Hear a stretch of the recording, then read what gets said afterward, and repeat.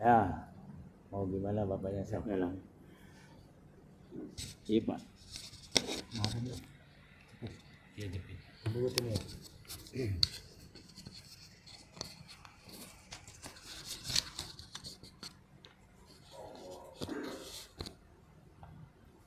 Assalamualaikum warahmatullahi wabarakatuh. Waalaikumsalam warahmatullahi wabarakatuh. Da'una nashkurullah alladhi haraka qulubana wa haraka ukulana hatta nabnahal quwata lil qiyam bihadal hadas. Let us thank the Almighty who has strengthened our heart, both our mind, so that we will deepen the power to perform this event. Ayo orang sadulur sadayana panjatkan puji ka Gusti Nu Maha Suci anu tos ngagerakeun hati orang, anu tos ngagerakeun pikiran orang, kulantaran kitu orang dipasihan kakiatan ku Gusti Nu Maha Suci untuk melaksanakan salah satu perintahnya yaitu tholabul ilmi. Ini kami perkenalkan Pak Teguh ya. Jadi ciri orang yang sabar itu adalah 5. Salah satunya itu teguh. Artinya Pak Teguh dilahirkan sudah dalam kondisi yang sabar. Minimal 20%. Wah, sabar banget Pak saya. Iya. Nah itu ya. Ya jadi begini Pak Teguh, orang itu akan fokus ini Pak. Iya. Kamera. Orang itu akan melakukan sesuatu yang dianggap oleh dirinya kebutuhan. Itu Pak ya? Iya. Ketika Bapak melakukan sesuatu, wahai Bapak, itu kebutuhan saya. Nah, kebutuhan itu beda-beda setiap orang. Material atau imaterial. Nah, kalau kita mau teori Maslow boleh. Tuh, yang Bapak ketahui apa? Nah, itu. Oleh karena itu Bapaknya harus menyampaikan apa yang ingin dibahas. Jadi dari sayanya ada, dari Bapaknya ada yang pengen. Supaya Bapaknya nyaman betah begitu. Ya. Jadi kalau belajar itu ada 3 hal Pak. Yang pertama harus tahu maksud dan tujuan materi yang dibahas untuk apa. Ya baik. Kemudian yang kedua dalam keadaan senang Pak. Panggilan hati sendiri. Itu yang ketiga harus mampu untuk memacu kita untuk berpikir. Itu 3 Pak. Mangga Bapak. Kuat. Terima kasih. Alhamdulillah. Udah catat Pak. Ya, harus dekat. Harapan saya sih di waktu-waktu terakhir kehidupan. Walaupun gimana harus mengakui kalau sudah di atas 60 itu ya udah menjelang. Jadi saya ingin sisa umur saya itu kalau boleh, kalau bisa sepenuhnya untuk ibadah, untuk mencari bekal di akhirat Pak. Jangan sampai nanti saya udah mati pengen hidup lagi. Kan tidak mungkin. Nah, begitu. Cuman memang tidak gampang Pak. Saya akui. Kadang-kadang kan ada perbedaan pendapat antara saya dengan keluarga, wabil khusus istri kan gitu. Iya, contohnya misalnya katanya kalau kita itu sedekah itu kan paling tidak 30% dari harta yang kita miliki. Ada yang bilang begitu, betul?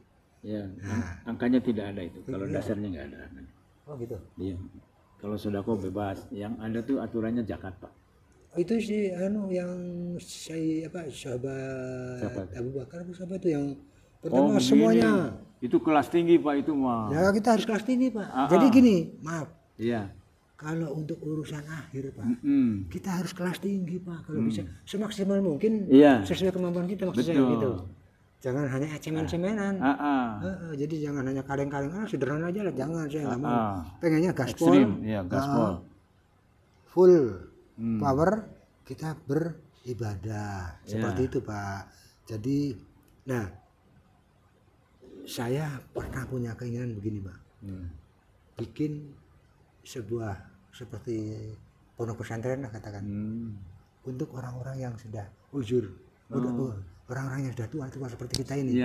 Nanti kita di situ tuh dibiasakan sehari-harinya ibadah, misalnya kalau pagi baca Quran subuh nih misalnya, mulai dari pagi bangun jam 3 sholat tahajud, terus sampai subuh sholat subuh, kemudian nanti pagi olahraga, kemudian pagi terus disambung berkebun, kemudian nanti tadarus lagi atau gimana lah pokoknya. Nah itu harus ada program, harus ada sesuai dengan usia Pak ya, sesuai dengan dan usia. kondisi fisik. Intinya pokoknya kita itu ibadah dan menjaga olahraga kebugaran badan. Itu harapan saya selama ini. Masih belum ada orang yang bisa diajak ngomong, sebab itu aneh. Iya, itu aja dulu Pak, saya kira Pak. Ya, jadi yang Bapak sampaikan 30% itu ada kontek-konteknya Pak. Jadi yang pertama itu ketika Nabi Muhammad itu menanyakan babnya jihad, jadi harta untuk jihad fisabilillah. Siapa yang ingin memberikan hartanya untuk jihad fisabilillah? Dengan gagahnya Umar bin Khattab Pak. Dikira dia itu paling besar tuh. Saya 50% dari harta yang saya miliki. Wow, mantap. Setelah Umar tuh datang Abu Bakar, bukan datang, berdiri. Abu Bakar, saya 100% harta saya diserahkan untuk jihad fisabilillah. Jadi yang tadinya Umar bin Khattab merasa paling hebat tuh, ternyata ada yang lebih hebat tadi. Kata Rasul, antum hidupnya nanti bagaimana? Waalaikumsalam. Apa jawabnya? Ada Allah dan Rasulnya. Itu ini konteksnya harta untuk jihad. Nah kemudian yang kedua ada ini namanya Asbabun Nuzul, surat An-Nisa ayat 9. Pada zaman Rasulullah itu ada orang yang hobinya sedekah. Menjelang kematian ini. Hobinya apa? Sedekah. Oh iya. Tapi dia menjelang kematian, Pak. Menjelang kematian. Iya. Aku akan hibahkan seluruh hartaku. Sedangkan dia punya anak, Pak. Iya. Seluruhnya jangan, setengahnya jangan. Sepertiga. Nah itu baru dibolehkan. Maksudnya 30%. Nah itu Pak. Itu konteksnya itu Pak. Betul. Maka ayat turun bahwa kamu tuh punya kewajiban. Jangan sampai kamu melahirkan generasi, maksudnya anaknya miskin dan meminta-minta. Nanti kita lihat ayatnya. Itu An-Nisa 9. Jadi harus melahirkan anak yang kuat. Nah itu. Jadi, nah namanya di luar itu, di luar warisan itu sepertiganya yang diperbolehkan. Itu konteksnya. Makanya 30% lah kurang lebih ya. Sepertiga itu kan 33 ya. Iya. Nah begitu. Ya untuk sepertiga aja itu udah susah Pak. Susah, sulit. Iya. Karena itu yang istri itu harus bisa paham. Karena kalau pengen sepertiga itu kan berarti rumah harus dijual dulu. Setelah dijual baru sepertiganya dikeluarkan. Nah, terus sisanya mungkin bikin gubuk lagi kan gitu. Sebab gini Pak, jangan sampai kita punya harta itu menjadi beban nanti di akhirat. Kan dihisab, katanya kan gitu Pak. Sedangkan saya kan terus terang aja Pak, saya kan karyawan dulunya. Namanya karyawan kan maaf itu kan tidak semuanya bersih mungkin. Ya kan Pak? Semua pekerjaan juga sama. Itu tidak semua bersih karena apa? Ada ustadz yang cerita di sana tuh pernah. Kalau mau bersih itu jam kerja misalnya 7 jam, ya harus full 7 jam, tidak ada yang nongkrong, tidak ada yang keluar. Itu kan seperti itu katanya begitu. Bahkan terakhir Gus Baha, kalau mau minum air hujan yang murni, itu jangan yang turun dari gendeng, tapi yang ditandain di baskom di tengah itu. Aduh, masya Allah itu kan tambah rumit kan. Nah, jadi seperti itu Pak. Jadi kalau saya khotbah nikah itu 3 perkara. Ketika keharmonisan rumah tangga itu akan dibangun oleh kita. Yang pertama, samakan dulu tujuan hidupnya. Nanti perkara-perkara seperti Bapak tadi kalau sudah pandangan hidup tujuan akhirnya itu adalah surga ya. Bahasa bagusnya bahasa dipahaminya. Kita sama Pak, seperti misalnya sedekah.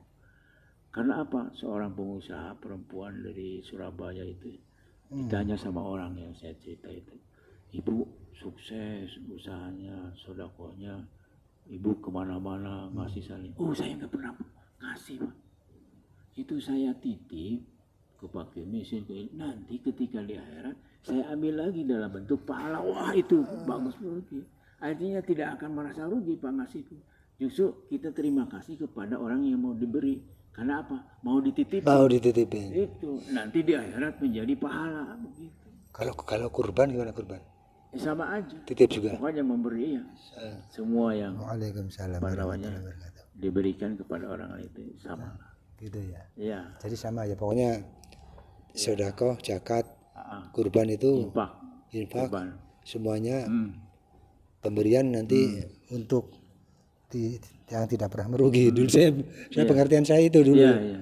Itu. Kurban itu berasal dari katanya taqarrub ilallah, mendekatkan diri kepada Allah adalah mendekatkan diri kepada sifat-sifat seperti Allah.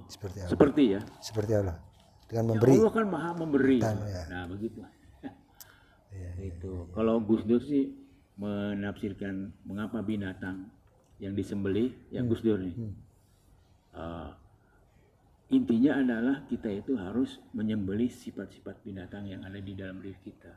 Mengendalikan lah bahasa cantiknya. Bukan membunuh, mengendalikan. Nah, kenapa kurban itu yang disembelih hewan? Karena ada nafsu-nafsu hewani itu. Di dalam manusia ada nafsu hewani. Manusia seperti itu. Iya. Nah, itu dulu. Ada lagi? Nah, itu. Jadi Bapak itu pengennya membahas apa? Nanti yang dari saya ini dulu. Ya saya membahas ini aja dulu. Ini dulu sampai bersih Pak. Gitu. Ini sampai bersih, sampai tuntas. Mereka itu mengharapkan perdagangan yang tidak akan pernah merugi. Oke ya. Jadi tadi kan dengan memberi itu nanti akan diambil setelah kita di akhirat nanti, kan seperti itu. Bagaimana caranya supaya kita tuh bisa ikhlas? Sebab begini Pak, kan kita masih hitung-hitungan terus. Kita punya uang 10 juta, mau kurban 4 juta, aduh kayaknya tinggal 6 juta. Kayak kumaha namun aya ieu apa kalau ada keperluan mendadak ya dan sebagainya. Itu masih ngitung sana Pak kita. Nah, itu belum yakin. Itu dibenarkan apa tidak seperti itu? Ya itu hitungan sih ada, tapi jangan terlalu begitu ketakutan. Insya Allah kan dicontohkan oleh Nabi itu sebelum pergi menunjuk kepada istrinya, ada kambing sembelih tuh, bagikan semua tetangga. Terus Nabi datang, itu sisanya tinggal pahanya sedikit. Itu yang sisa tuh bukan itu, tapi yang diberikan kepada semua orang nanti menjadi pahala di akhirat. Itu ya. Itu sisanya dibagikan lagi. Bukan. Saya ulangi ya. Ulangi. Nabi ini mau pergi nih kepada istrinya nih, ya. Wahai istriku, tolong ini disembelih dan diberikan kambingnya kepada sekeliling kita kambing. Nah, udah aja Nabi. Nah datang lagi itu tinggal buat Nabi sedikit pahanya aja. Ini sisanya Nabi ya Rasulullah kata. Apa kata Nabi? Sisanya bukan itu. Justru yang dibagikan kepada semua orang. Artinya sisa untuk apa? Nanti kita di akhirat. Itu Nabi menjelaskan seperti itu. Gitu. Kalau hamka begini. Jangan sampai disebut sisa. Iya. Kalau hamka, apa rezeki yang engkau dapatkan, yang dimakan itu nanti dibuang. Kemudian, ya kan jadi beol. Apa ya rezeki yang kita dapatkan nanti dibuang. Yang pertama kan yang dimakan, ya nanti akan ini. Kemudian yang diwariskan ke anak, ya, kemungkinan bisa ribut nanti. Ketika bagi waris gitu. Nah kalau Anda yang lainnya itu diberikan dalam bentuk sodako, zakat. Itulah harta yang sebenarnya yang akan menjadi tiket masuk surga, menjadi pahala di akhirat. Gitu Pak. Itu hamka itu. 3 kan? 3 macam tuh. Yang dimakan jadi kotoran. Kemudian yang disimpan nanti kalau meninggal jadi warisan bisa bikin ribut. Nah, yang ketiga yang disodakohkan, wakaf, infak, zakat. Itulah harta yang sebenarnya yang akan menjadi tiket masuk surga gitu. Pahala lah. Gitu. Nah itu saya itu sekarang sudah bawa tafsir. Nanti dilihat mana. Ini ada yang belum ke bawah. Saya nunggu beliau. Oke, kita tutup dulu ini ya. Baik. Assalamualaikum warahmatullahi wabarakatuh. Waalaikumsalam warahmatullahi wabarakatuh. Tinggal di berapa menit? 14. Oh, cukup. 15.